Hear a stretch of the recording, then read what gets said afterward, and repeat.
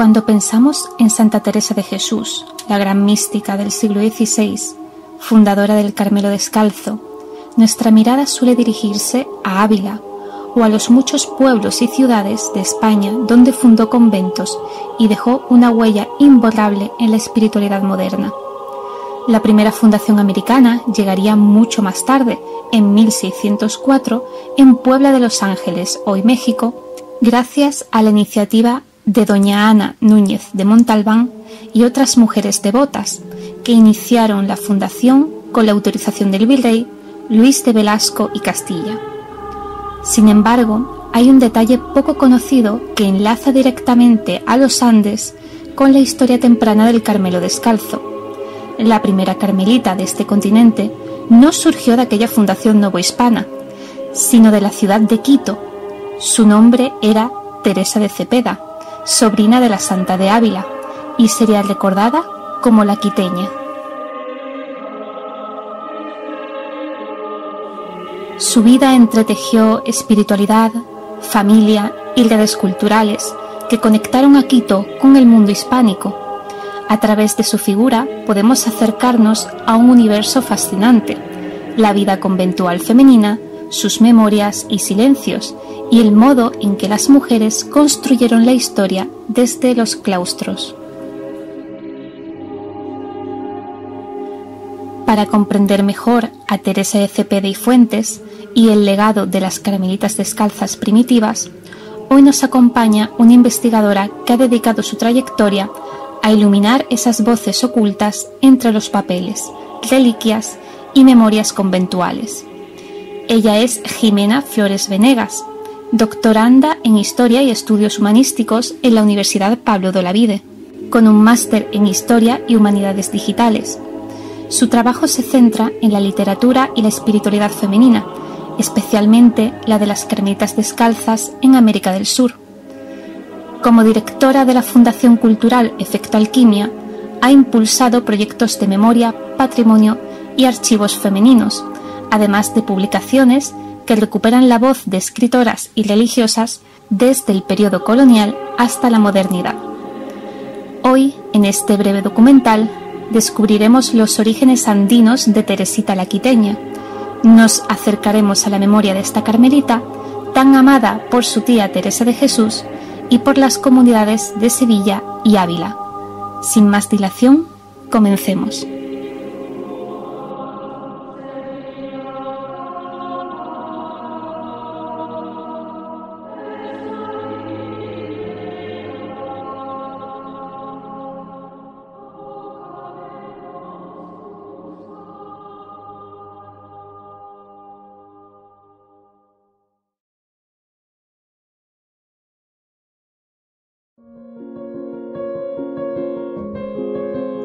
Hace varios años, mi interés por Santa Teresa de Ávila me llevó a leer La familia de Santa Teresa en América y la primera carmelita americana.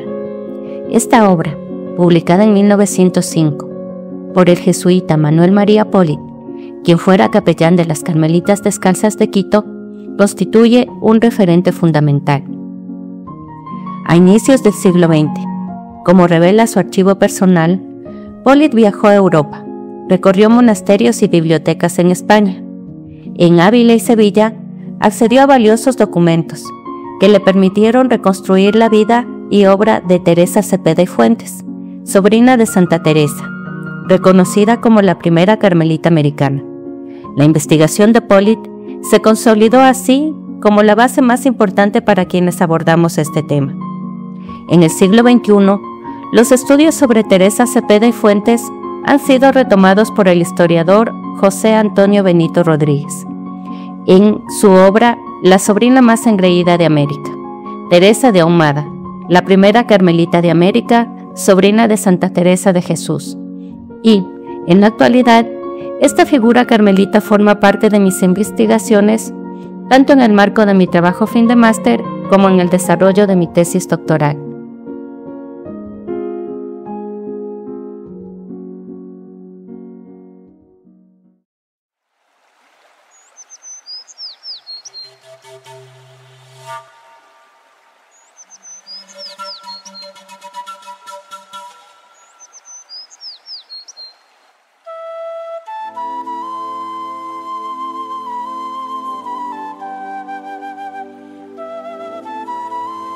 Quito, ubicada en las laderas del volcán Pichincha, en los Andes equinocciales, a una altitud de 2.850 metros sobre el nivel del mar, era en el siglo XVI una ciudad joven, fundada sobre asentamientos de pueblos milenarios. Hacia 1566, la ciudad contaba con calles trazadas, plazas y templos en construcción, y una población diversa compuesta por españoles, indígenas, mestizos y negros. En este contexto nació Teresa Cepeda y Fuentes, sobrina de Santa Teresa de Jesús, más conocida como Teresita. 8 días antes de su nacimiento, el 17 de octubre de 1566, el volcán Pichincha registró una erupción significativa. Según las relaciones geográficas de Indias, la ceniza cayó durante casi 21 horas sobre Quito. Este fenómeno, documentado por cronistas coloniales, es uno de los primeros eventos históricos asociados al contexto del nacimiento de la primera carmelita de origen americano. La madre de Teresita, Juana de Fuentes y Espinosa, nació en Trujillo, Perú, el 24 de junio de 1539. Se trasladó a Quito tras casarse con Lorenzo de Cepeda, nacido en Ávila en 1519, hermano de Santa Teresa de Jesús. Ellos se casaron el 18 de mayo de 1556. Su vida en Quito refleja la movilidad de familias españolas dentro del virreinato y la adaptación a una sociedad colonial en formación. Para la Santa de Ávila, Juana fue siempre una querida hermana, como la llamaba en sus cartas. Teresita nació el 25 de octubre de 1566. Fue la sexta hija de la familia Cepeda y Fuentes y la primera mujer. Fue bautizada el 4 de noviembre en la Iglesia Mayor de Quito por el canónigo Bartolomé Hernández de Soto. Sus padrinos fueron doña Francisca del Corral y Hernando de la Parra. Su nombre, Teresa, se otorgó en honor a su tía y por disposición de su padre, también se incorporó el apellido Ahumada. La casa natal de Teresita, propiedad de Lorenzo de Cepeda, corresponde hoy al monasterio de Santa Catalina de Siena. Allí, las monjas dominicas conservan el relato oral sobre el nacimiento de la sobrina de Santa Teresa. Este lugar tiene relevancia histórica, pues evidencia la presencia de familias españolas influyentes y su vinculación con la espiritualidad carmelita en Quito. De esa época, se conserva en el monasterio una pila bautismal que pocas veces se muestra al público.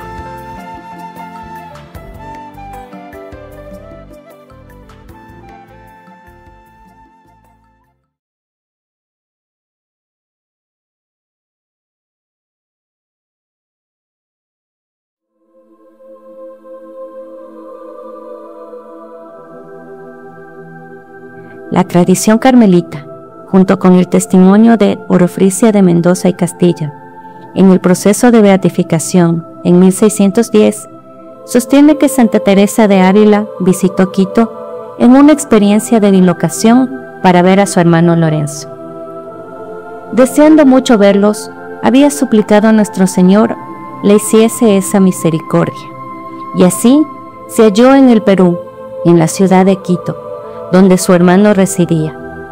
Vio a su hermano y a su mujer sentados junto al fuego, a don Francisco en brazos de su ama y a otro hijo que le tenían allí. Escuchó palabras señaladas entre marido y mujer, les echó su bendición y quedó muy consolada. Este relato forma parte de la memoria religiosa de la ciudad y subraya la influencia directa de la santa sobre su familia. Juana de Fuentes falleció el 14 de noviembre de 1567 a causa de un sobreparto. Con ella murió también la niña que había dado a luz. Aunque Lorenzo había adquirido una sepultura en la Catedral de Quito, que estaba en construcción, como consta en los registros de la compra, los restos de Juana fueron finalmente depositados en la capilla de San Juan Letrán, en la iglesia de la Merced. Esta elección respondió a las indulgencias vinculadas a dicha advocación, según lo testifica el propio Lorenzo de Cepeda. Tras la muerte de su esposa, Lorenzo de Cepeda, preocupado por la educación de sus hijos, decidió regresar a Ávila, con 2 de sus hermanos, Pedro y Jerónimo, y los 4 hijos que le habían sobrevivido, Francisco, Lorenzo, Esteban y Teresita. El viaje se realizó en 1575, tras recibir la licencia real y haber arreglado todos los asuntos que Lorenzo tenía en la ciudad. Las cartas de Santa Teresa registran este hecho, que marcó la movilidad de la familia entre América y Europa, y selló el carácter transatlántico de su historia.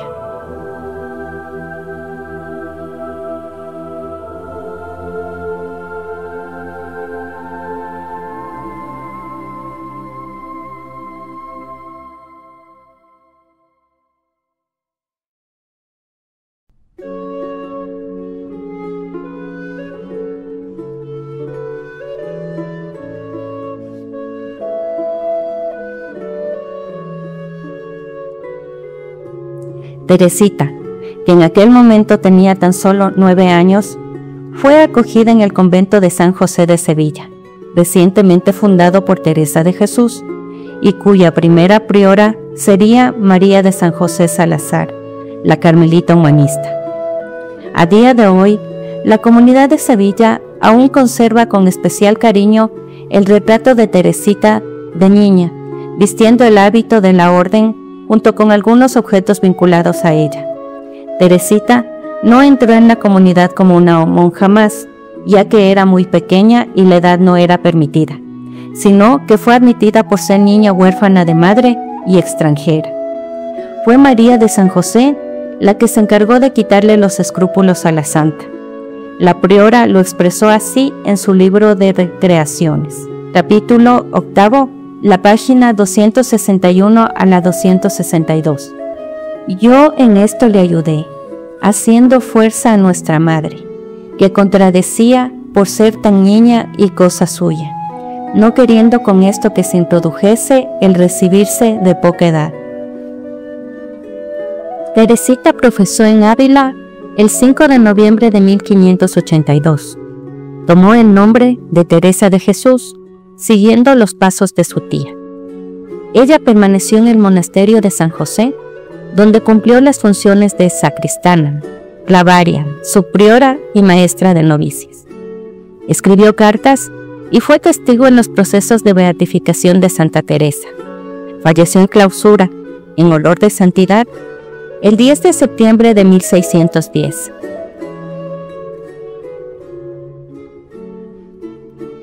En una de sus cartas, dirigida a la madre Ana de San Bartolomé, el 24 de mayo de 1610, le cuenta sobre su vida en Ávila.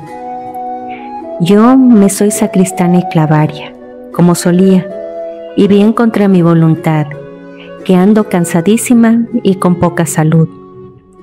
Ahora nos ocupamos en dar las informaciones para la canonización de nuestra Santa Madre. Hartos testigos y buenos salen. Bendito sea Dios, y todos con tanta devoción que no parece es en su ciudad. Y así, cuando presentaron los remisoriales, fueron tantas las fiestas que hicieron y la solemnidad, que por admiración, dicen los prelados, lo han de imprimir, para que lo vean en otras partes. En teniendo yo relación de todo, la enviaré a vuestra reverencia, porque se huelgue más. Aunque ella no volvió al territorio que la vio nacer, el culto a la Virgen del Carmen, junto con la veneración a Santa Teresa, se propagó rápidamente por América. En Quito, actualmente, existen 2 conventos de carmelitas descalzas: el monasterio de San José y Mariana de Jesús, o Carmen Alto, y el monasterio del Carmen de la Santísima Trinidad, conocido como el Carmen Bajo o Moderno. El Carmen Alto, fundado en 1653, Fue el primer Carmelo de la Real Audiencia de Quito y conserva la memoria tanto de Santa Teresa de Ávila como de Mariana de Jesús, primera santa ecuatoriana. Desde muy joven, Mariana tuvo la visión de que su casa se convertiría en un Carmelo, lo que consolidó la importancia de la espiritualidad teresiana en la región. Teresita creció en un entorno familiar y religioso. Su primera educación estuvo a cargo de mujeres de confianza de la familia Cepeda y Fuentes, luego de las Carmelitas de Sevilla y Ávila. Es reconocida como la primera carmelita de origen americano y como la primera escritora de la Real Audiencia de Quito, ya que de ella se conservan cartas en los conventos de la orden.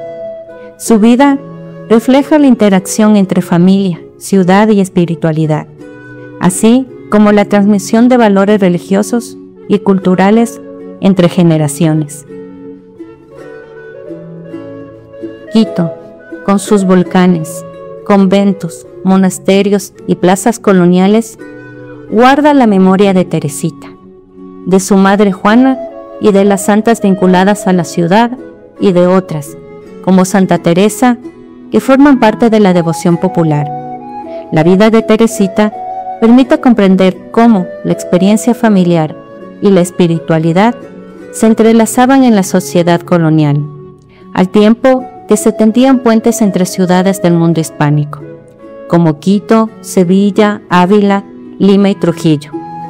Más de 450 años después de su nacimiento, las comunidades carmelitas de lo que fuera el Virreinato del Perú continúan recordándola. Su figura permanece en la memoria oral de los conventos de América y también en Sevilla y Ávila, donde se reconoce el lazo profundo con la familia de Santa Teresa. Escuchemos un recuerdo que Teresita guardaba de su tía, que forma parte de los procesos de Ávila y data de su declaración del 22 de enero de 1596. De ordinario andaba alabando a Dios nuestro Señor, y esta testigo lo oyó decir palabras devotísimas y sentidas, y algunos versos en latín. Veníale unos ímpetus tan grandes de amor de Dios que no se podía valer ni cabía en sí, sino que parecía que se le acababa la vida, y le daban grandes arrobamientos. Decía que de ver a otros en el cielo, con más gloria que así, se holgaría, pero no sabía si se holgaría y llevaría en paciencia de que otros amasen más a Dios que ella.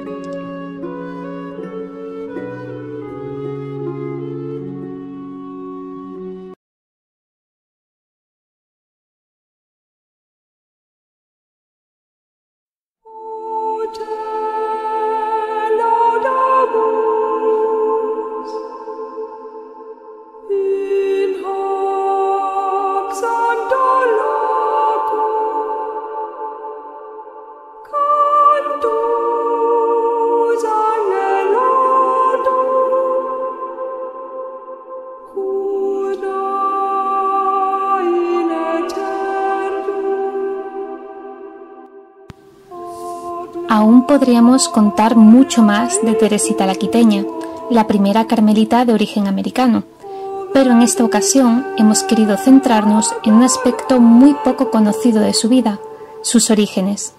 Sin embargo, no queremos cerrar este relato sin situarla, aunque sea brevemente, en el árbol del Carmelo teresiano. Como nos recordaba Jimena, Teresa de Cepeda y Fuentes fue acogida en Ávila con gran alegría. Desde Toledo, la santa se preocupaba con ternura por la formación espiritual de su sobrina, ya que mostraba inclinación a la humildad y a la virtud con apenas 10 años de edad. En el epistolario teresiano encontramos múltiples referencias a esos progresos. Teresa de Jesús celebraba con gozo los avances de la niña y pedía incesantemente por ella. Incluso las monjas de Sevilla, que nunca la olvidaron, la tuvieron siempre presente como parte de su comunidad. En una carta que escribió la santa a María de San José Salazar, le dijo lo siguiente: «Nunca acabo de agradecer la buena crianza que le hicieron». En 1577, Teresa consiguió que el convento de San José de Ávila quedara bajo la jurisdicción de la orden, y en esa ocasión volvió a abrazar a su sobrina, que crecía en gracia y devoción. A los 11 años, Teresita hizo su primera comunión. Aunque mantenía su inocencia infantil, pronto tendría que afrontar la muerte de su padre y las primeras crisis de vocación. Como había profetizado su tía, aquellas pruebas serían el inicio de un camino duro, pero seguro, hacia la santidad. La que sería muchas veces priora de Ávila, María de San Jerónimo, fue también un referente para ella, así como la beata Ana de San Bartolomé, quien la instruyó personalmente. La beata asegura, de hecho, haber tenido una visión en el momento de la muerte de Teresita. La vio ascendiendo al cielo en compañía de su tía Teresa de Jesús. Por ello, en la web de Teresia, las encontraréis siempre enlazadas. Mucho más podría decirse de sus valiosos testimonios en los procesos de beatificación y canonización de Teresa de Jesús, de sus escritos y de su papel dentro de la comunidad de Ávila. Pero todo ello habrá que dejarlo para otra ocasión. Terminamos por ahora este breve recorrido por la vida de Teresita la Quiteña, la primera carmelita descalza de origen americano. Aprovechamos para recomendar encarecidamente el libro del doctor José Antonio Benito Rodríguez a aquellos que queráis profundizar, ya que aún quedan existencias en algunas librerías. La obra de Polit también se puede encontrar en acceso abierto en archive.org. Si no tenéis tiempo de leer, podéis escuchar la ponencia que Jimena dio en la Universidad Pablo de Olavide, donde habló más detalladamente de Teresita como escritora. Y si preferís algo más interactivo, también podéis visitar su exposición virtual. Todos los enlaces los encontraréis en la descripción. Para concluir, creo que es necesario tomar conciencia de que la memoria de estas y otras carmelitas descalzas no se conserva por sí sola. Requiere del trabajo paciente de investigadores e investigadoras como Jimena Flores Venegas y de la generosidad de las comunidades que custodian los archivos y documentos. Solo cuando esos tesoros se ponen al servicio de la investigación es posible abrir nuevos horizontes de conocimiento, revisar trabajos previos, recuperar del olvido historias como la suya y permitir que estas voces escondidas vuelvan a iluminar nuestro presente. Es, por tanto, un trabajo colectivo que involucra a investigadores, comunidades y universidades que promueven estos estudios. Agradezco personalmente de todo corazón a Jimena por su valiosa participación en este breve vídeo divulgativo y la animamos a seguir adelante con esta hermosa labor en el marco de su tesis doctoral. Investigadoras como ella completan, enriquecen y difunden la historia de las carmelitas descalzas, abriendo nuevos caminos para comprender y valorar su carisma y legado.